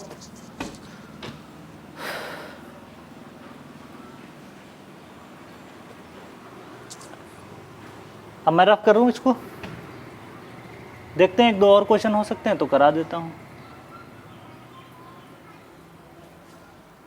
ओके, अब मैं इसको रफ कर देता हूँ, देखते हैं एक दो और क्वेश्चन हो सकते हैं तो करा देता हूँ। तो देखो, आपको मैक्सिमम मैंने क्वेश्चन करा दिए हैं, बाकी आप जहाँ से और भी जो आपको LMRC DMRC जहाँ से भी पेपर मिले आप उसको ज़रूर सॉल्व करिएगा। सर्वे के क्वेश्चन जितना पढ़ते जाओ साथ में सॉल्व करते जाओ। फिर से मैं बता रहा हूँ, एग्ज़ाम नज़दीक है, आपको अपनी मेहनत, अपने स्वास्थ्य पे अच्छे से ध्यान रखना है, अच्छा खान पान अपना रखना है, एनर्जेटिक रहना है, एक्सरसाइज करते रहो और पढ़ाई पे अच्छे से मन लगाओ। ठीक है, ठीक है। बीच बीच में आप आराम भी करते रहो, 2 घंटा पढ़ लिया, थोड़ा आराम कर लिया, एक्सरसाइज कर लिया, आराम, उसके बाद फिर पढ़ना शुरू कर दिया। ठीक है, बीच में बोर हो जाओ, बढ़िया अपना एक्सरसाइज कर लो। ठीक है, इस तरीके से अपनी कंटिन्यूटी को थोड़ा सा मेंटेन करते रहो, क्योंकि आपका एग्ज़ाम नज़दीक है। अच्छा खान पान अपना रखना, ठीक है। ऐसा खाना खाना जो आपको पढ़ाई में हेल्प करे, ऐसा खाना मत खाना ताकि सो जाना। ठीक है, दाल चावल मत ज़्यादा खा लेना जो सो जाओगे। तो इसलिए थोड़ा सा ध्यान रखिएगा कि आपको पढ़ाई भी अच्छी करनी है और आपको अपने स्वास्थ्य पे भी ध्यान देना है, किसी भी तरीके से बीमार नहीं होना है, क्योंकि एग्ज़ाम आपका नज़दीक है। ज़्यादा नहीं, 40-45 दिन ही बचे हैं आपके पास, लगभग जो भी है 50 दिन बचे होंगे। तो इस तरीके से 50-55 दिन आपके पास बचे हैं, इसी को अच्छे से यूटिलाइज़ करना, अच्छे से स्ट्रेटजी बना के पढ़ाई करना। ये नहीं कि आप इधर उधर पढ़ रहे हो, आप प्रॉपर अपना शेड्यूल, प्रॉपर अपना क्या कहते हैं, क्या नाम है, क्या सब्जेक्ट ख़त्म करना है, कितनी जल्दी, टारगेटेड पढ़ाई करोगे तभी सक्सेस मिलेगी। अब टारगेटेड का मतलब ये है कि आपको ये टारगेट बना लेना है कि आपको 3 दिन में, 4 दिन में ये सब्जेक्ट रिवाइज करना है, तो करना है किसी भी कीमत पे, चाहे आपको कम सोना पड़े या कैसे भी मैनेज करना पड़े, वो टारगेटेड पढ़ाई होती है। अब आप पता चला आज 1 घंटा पढ़ लिए, 2 घंटा पढ़ लिए, कब सिलेबस कंप्लीट होगा, कब 15 दिन में पता चला आप रिवाइज कर पा रहे हो सिलेबस को, एक चैप्टर को, मतलब एक आपका यूनिट है या कह सकते हो सब्जेक्ट है, तो 15 दिन में अगर एक सब्जेक्ट रिवाइज करोगे तो कुछ नहीं हो पाएगा। कोशिश करो टारगेटेड पढ़ाई करो, 3 दिन स्लॉट बना दो, 3 दिन के अंदर मेरे को सोम को रिवाइज करना है किसी भी कीमत पे, चाहे जैसे भी हो, FM को रिवाइज करना, सबको रिवाइज करना है, संडे को टेस्ट भी देना है। उस तरीके से प्रॉपर अपनी स्ट्रेटजी तैयार करो। ठीक है, क्लियर। चलो, घंटे नहीं देखना कितने पढ़ना है, अपना काम हो जाना चाहिए। जो टारगेट बनाओ उसको पूरा करो, चाहे वो 8 घंटे में पूरा हो, चाहे वो 10 घंटे में पूरा हो, और चाहे वो 3 ही घंटे में आप पूरा कर लो। एक टारगेट बना के पढ़ाई करो तो बेटर रहेगा आपके लिए। आगे बढ़ते हैं,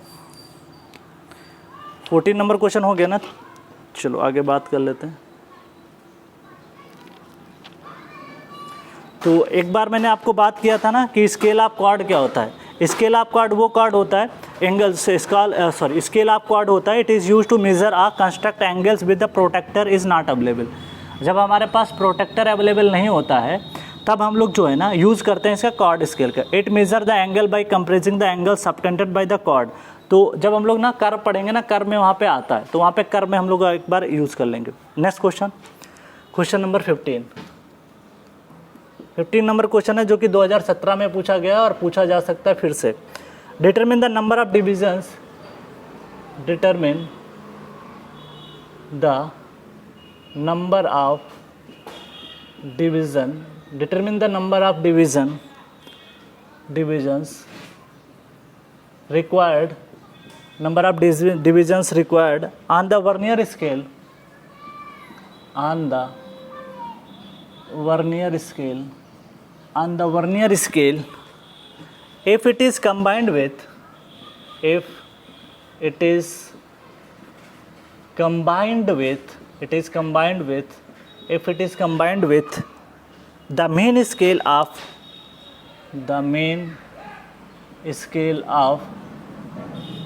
least count कितना दे रखा है, लीस्ट काउंट 0.5 mm, ठीक है। The least count of the combination required is the least count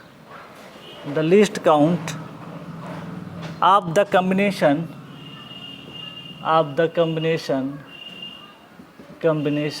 least count of the combination required is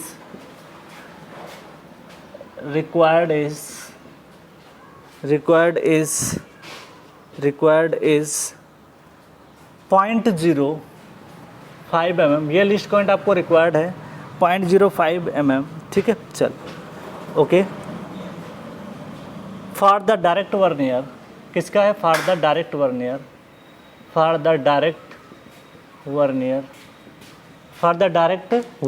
ठीक है। चल, और पहला ऑप्शन आपको सामने है, that is 0.025।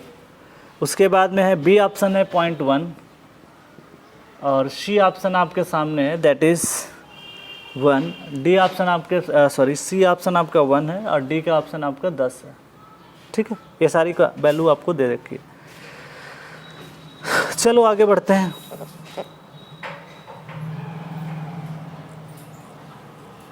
Next question move करते हैं।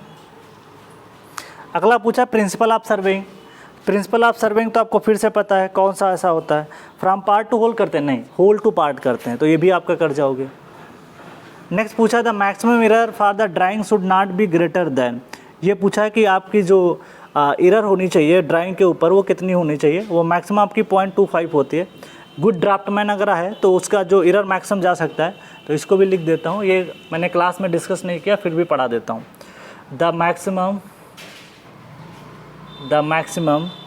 एरर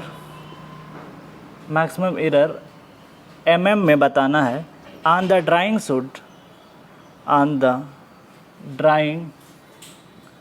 शुड not be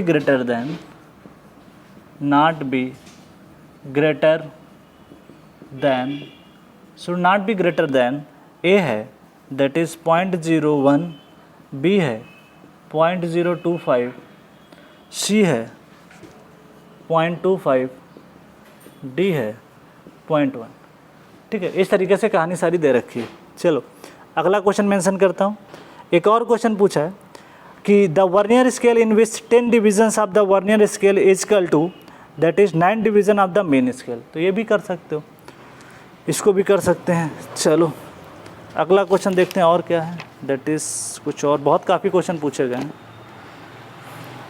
एक क्वेश्चन पूछा गया, मैं करा नहीं रहा हूँ क्योंकि देखिए ये कर ले जाओगे, इसलिए इसने ये पूछा है आपको रिप्रेजेंटेटिव फ्रैक्शन निकालना है, ठीक है। चल, तो 10 सेंटीमीटर बराबर 20 किलोमीटर है, इसको कन्वर्ट करना है। तो 20 किलोमीटर को कन्वर्ट नहीं कर पाओगे, 1 किलोमीटर में 1000 मीटर होते हैं, मल्टीप्लाई कर दोगे आंसर आ जाएगा, तो इसको आराम से कर जाओगे। हाँ, अगला क्वेश्चन मेंशन करता हूँ, that is which one of the following survey is to define the property line. Question number 17 है, that is which one of the following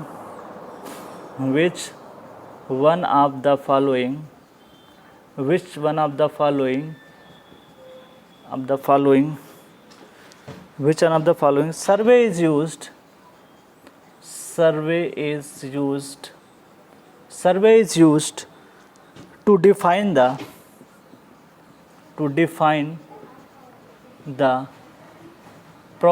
line।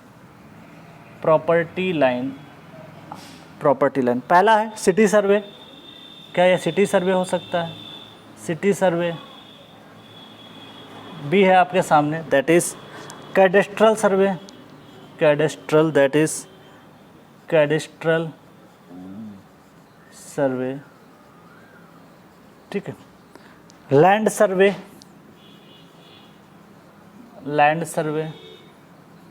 और डी ऑप्शन है आपका topographical survey. Topographical survey, that is topographical survey. Next move करते हैं। एक पूछा है the vernier that is calibrated in the direct opposite to the main scale, direction मतलब ये पूछा है, तो ये भी कर ले जाओगे, फिर भी लिख देता हूँ। 2017 में पूछा गया है, दैट इज क्वेश्चन नंबर 18। ठीक है, इसके बारे में बात करते हैं, आगे बढ़ते हैं। That is the vernier that is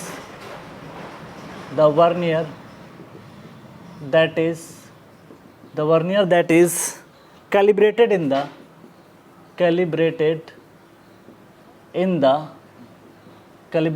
the direction opposite to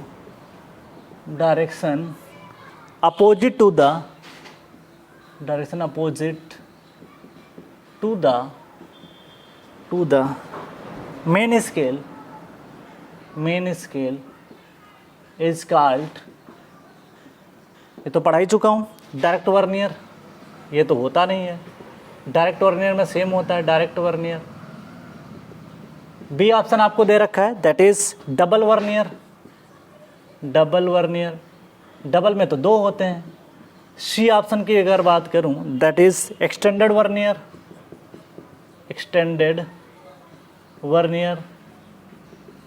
और डी ऑप्शन आपके सामने है, that is retrograde vernier.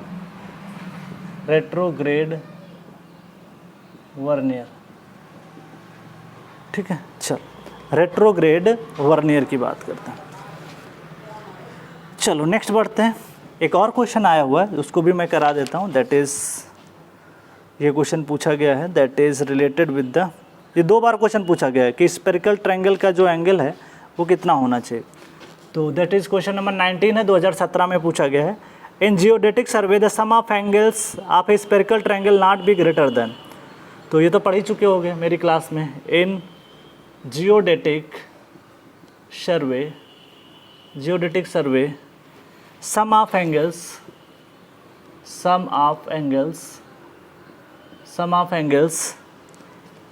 Bracket में डिग्री में, sum of angles in degree. ठीक है, आप स्पेरिकल ट्रायंगल, ध्यान दीजिएगा, प्लेन ट्रायंगल की बात नहीं कर रहा हूँ, स्पेरिकल ट्रायंगल, गलत करके चले आओगे। स्पेरिकल ट्रायंगल किसकी बात हो रही है? Spherical triangle should not be greater then, should, ये क्वेश्चन 2 बार रिपीट हुआ, should not be greater then. ठीक है, पहला ऑप्शन है ए, दैट इज 180, दूसरा ऑप्शन है 270, तीसरा ऑप्शन है 360 और डी ऑप्शन है 540। तो इसके बारे में भी आपको मैं बता चुका हूँ। ठीक है, नेक्स्ट क्वेश्चन की तरफ मूव करते हैं। That is calculate the number of division of the main scale. इसमें पूछा, एक्सटेंडेड वर्नियर में पूछा, question number 20 2017। Calculate the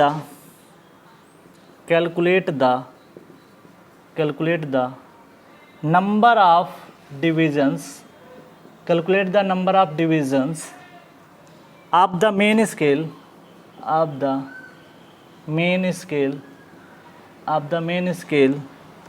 that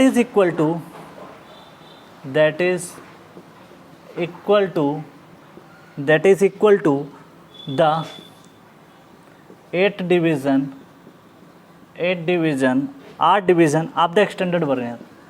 the extended vernier. ठीक है, चल आगे बढ़ते हैं। फर्स्ट ऑप्शन है ए 7, बी 8, सी 15 और डी आपका ऑप्शन है, दैट इज 60। आगे बढ़ते हैं, नेक्स्ट क्वेश्चन की तरफ मूव करते हैं। दैट इज, ये क्वेश्चन आपका पूछा है, calculate the length of one division of the vernier scale if the least count of the combination is the 0.02 the least count of the main scale. आराम से कर ले जाओगे, S/N लगाना है। ठीक है, लिस्ट काउंट आपको 0.02 mm दे ही रखा है, S आपको निकालना था, इस S आपको दे रखा है। List count of the main scale आपको 1 mm, N निकालना, नहीं निकाल पाओगे, कर ले जाना चाहिए वैसे तो आपको। चलो ये तो हो गया। एक और क्वेश्चन पूछा इसी से रिलेटेड, मैं बता दे रहा हूँ। That is, at the geodetic survey the sum of the all internal angles of spherical triangle greater than 180 कितना होना चाहिए ऑप्शन, इस बार उसने ये नहीं बनाया कि 540 होगा, उसने ऑप्शन जो बनाया 2017 का प्रॉब्लम है, इक्वल टू 180 ये तो प्लेन ट्रायंगल की प्रॉपर्टी है, इक्वल टू द 360 ये भी नहीं हो सकता, ग्रेटर देन 180 हाँ हो सकता है, लेस देन 180 ये भी नहीं हो सकता।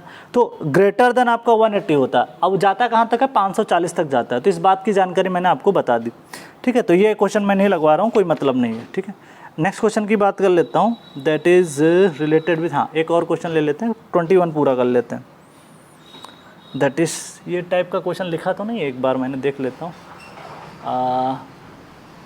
नहीं ये लगा चुका हूँ, यहाँ पे लिख दिया हूँ, दूसरा क्वेश्चन लिखता हूँ।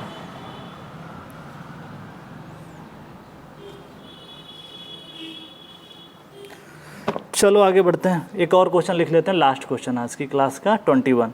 10 डिवीज़न ऑफ वर्नियर से कई क्वेश्चन पूछे गए। 10 division of vernier scale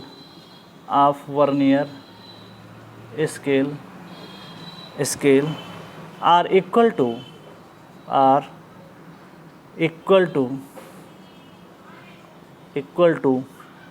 11 division of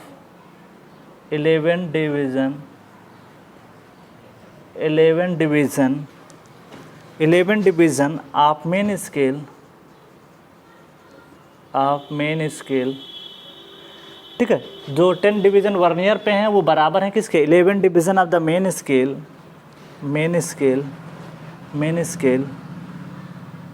of each 0.1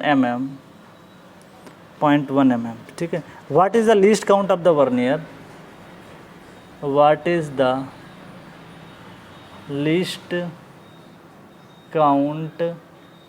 least count of the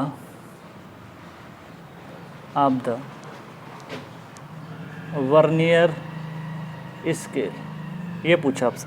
पहला ऑप्शन दे रखा है A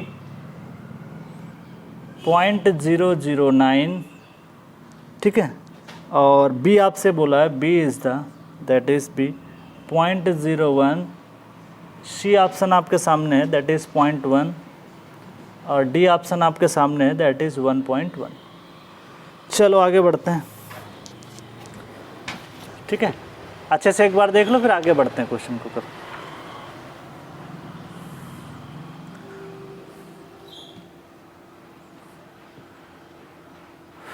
ठीक है, note down these things, further deal कर रहे हैं हम लोग।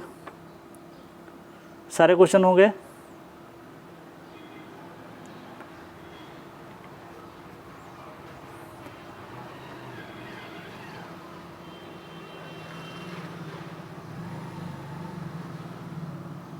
चलो आगे बढ़ते हैं।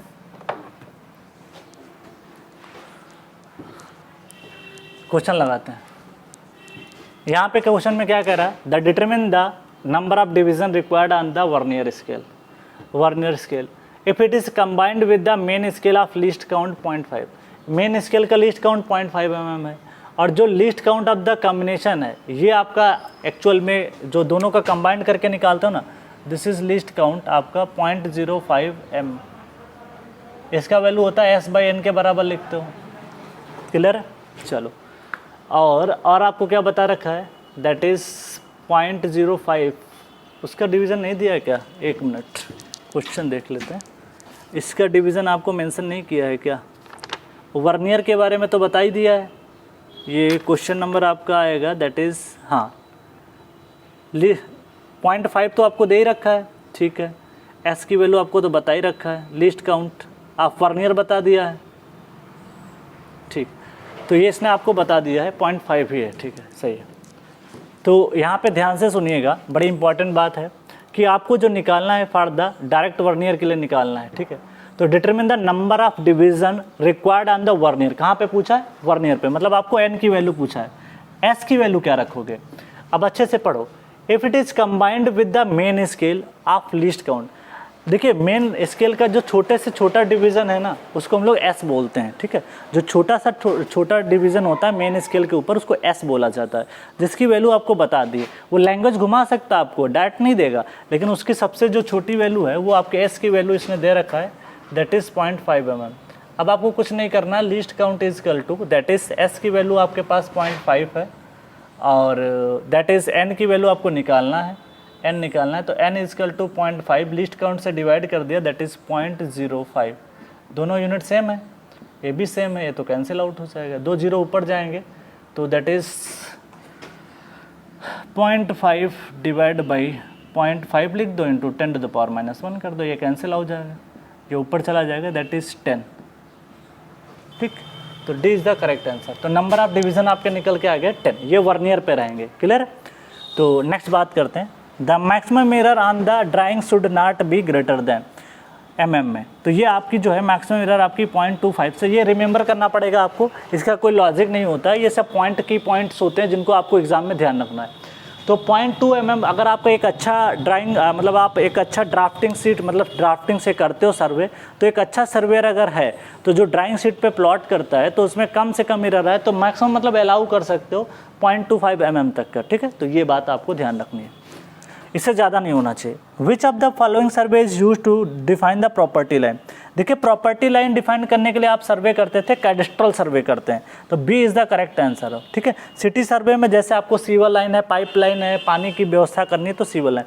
लैंड सर्वे वो सर्वे जिसमें लैंड के फीचर्स की बात करते हैं। ठीक है, टोपोग्राफिक मतलब आपको नेचुरल फीचर्स के बारे में बात करते हो तो उसे बोला जाता है टोपोग्राफिकल सर्वे। ठीक है, रिवर का सर्वे कर रहे हो या मान लिया माउंटेन का कर रहे हो या जो भी नेचुरल फीचर है उसका सर्वे करते हो तो दिस इज कॉल्ड टोपोग्राफी।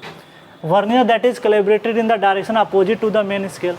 आप अगर उसके डायरेक्शन में होता है तो फॉरवर्ड बोला जाता है या उसको डायरेक्ट भी बोला जाता है, तो इसका मतलब ये आंसर डायरेक्ट तो हो ही नहीं सकता, डबल भी नहीं हो सकता, ऐसी कोई बात। अब एक्सटेंडेड और रेट्रोग्रेड में ही सोचना है आपको, एक्सटेंडेड भी नहीं होगा यहाँ पे तो आंसर हो जाएगा रेट्रोग्रेड। ठीक है, उसमें आपको ध्यान देना है कि जब हमारा जो मेन स्केल है उसका इंक्रीजिंग अलग साइड में जाएगा और जो वर्नियर है वो डिक्रीजिंग दूसरे डायरेक्शन मतलब इंक्रीजिंग, मतलब ऐसे कहना चाहते हैं जैसे सपोज दैट ये मेंशन है, ये 1 मेंशन है, यहाँ पे 2 मेंशन है, यहाँ 3 है, और जो वर्नियर स्केल ऊपर है सपोज दैट पहले ये 5 मेंशन है, फिर ये 4 मेंशन है, 3 मेंशन है, फिर 2 है, इस तरीके से। तो दोनों का डायरेक्शन जो है अलग अलग होता है, दिस इज कॉल्ड रेट्रोग्रेड।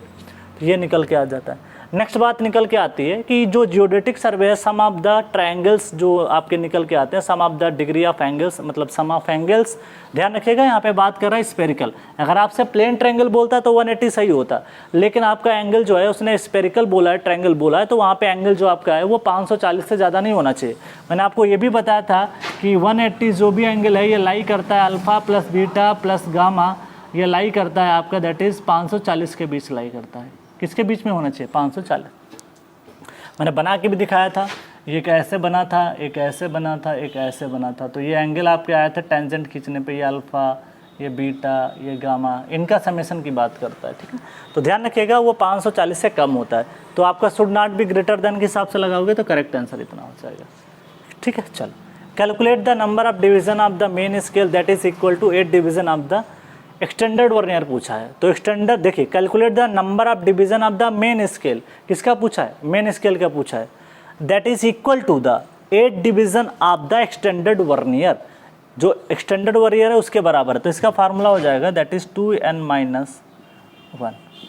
तो that is 2n-1, 2 into 8 - 1 equal to 15।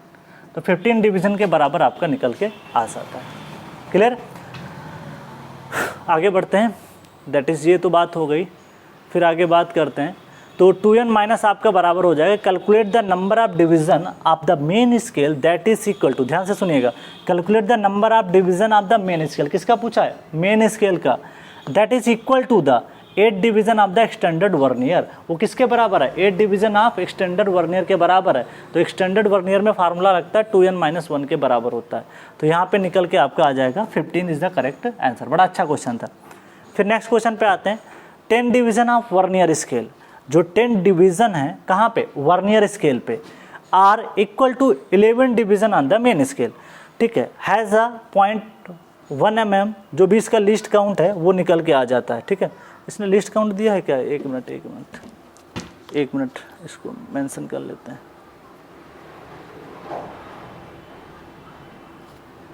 एक मिनट, 10 डिवीजन ऑफ वर्नियर, हाँ सही है। अच्छा, हमें लगा लिस्ट काउंट दिया होगा, आपको लिस्ट काउंट फाइंड करना है। चल देखो, इसमें आपको लिस्ट काउंट ही निकालना है वर्नियर का। तो देखो इसमें सबसे पहले ये समझो 10 division of the vernier scale are equal to the 11 division of the main scale. इसका मतलब जो आपका डिवीज़न अगर आप देखोगे किसके बराबर है किसके कम, इसके 10 डिवीज़न है उसके 11 डिवीज़न के बराबर है। इसका मतलब है किसका डिवीज़न छोटा होगा, मेन स्केल का डिवीज़न छोटा होगा, क्योंकि मेन स्केल के 11 डिवीज़न मिल करके बना पा रहे हैं किसकी लेंथ के बराबर आ रहे हैं 10। ऐसे समझो ना, जैसे ये है, ठीक है, ये लेंथ में मैंने क्या किया, छोटे छोटे डिविजन्स कर दिए, तो 10 डिवीज़न आप वर्नियर हो गया, मान लेते 10 है, और आपने नीचे की स्केल बनाया उसमें और छोटे कर दिए, बहुत छोटे छोटे कर दिए, ठीक है, बहुत नज़दीक कर दिए। इसके 10 डिवीज़न वर्नियर के, ठीक, और इसके 11 डिवीज़न, दोनों की लेंथ लगभग बराबर है। यहाँ से लेंथ स्टार्ट हुई है और यहाँ पे ख़त्म हुई, दोनों बराबर, लेकिन इनमें डिवीज़न थोड़ा ज़्यादा है, इसमें डिवीज़न कम है वर्नियर में, दिस इज़ वर्नियर में कम है, कम है, और यहाँ पे आपके जो मेन स्केल है वहाँ पे ज़्यादा है। इसका मतलब है कि जो इसका डिवीज़न रहा होगा, जो मेन स्केल का डिवीज़न रहा होगा छोटा रहा होगा, तभी तो नंबर आप ज़्यादा हो सकता है। भाई ये लेंथ आपको दे दी गई है, इसके अंदर आपको नंबर ज़्यादा करना, तो आप लेंथ छोटा कर दो डिवीज़न की, तब ज़्यादा हो जाएंगे। तो आप 10 डिवीज़न, तो इसका फार्मूला लीस्ट काउंट का क्या निकल के आएगा, that is least count S/n निकल के आएगा। ठीक, चलो अब मेन स्केल पे कितना है, 0.1 mm का है, तो डिवीज़न है, तो this is smallest division 0.1 mm का है, और नंबर ऑफ डिवीज़न कितने हो जाएंगे, दैट इज़ वर्नियर स्केल पे 10 हो जाएंगे, तो इसका आंसर आ जाएगा 0.01। इस तरीके से आंसर आपका करेक्ट हो जाएगा। ठीक, ये 0.01 ही दिया हुआ है, 8 बन गया है, तो B is the correct answer. तो इस तरीके से मैंने पहले चैप्टर के क्वेश्चन करा दिए। अब एक आधे क्वेश्चन जो आप खुद नहीं कर पाए तो उसको कर लेना, ठीक है, और बाकी आपको जहाँ से भी सोर्सेस मिले, जहाँ से भी आपको कुछ मिले पढ़ने के लिए, आप कोशिश करिएगा कि वहाँ से आप जो है क्वेश्चन अटेम्प्ट करिएगा। ठीक है, इतने मेरे को मतलब टाइम जितना था मैंने करा दिया, काफ़ी मतलब क्वेश्चन करा ही दिया आपको। ठीक है, इसको अच्छे से ध्यान रखिएगा, जहाँ पे डाउट लगे आप बताइएगा, तो हम उसको देख लेंगे। ठीक है, थैंक यू एंड आदाब।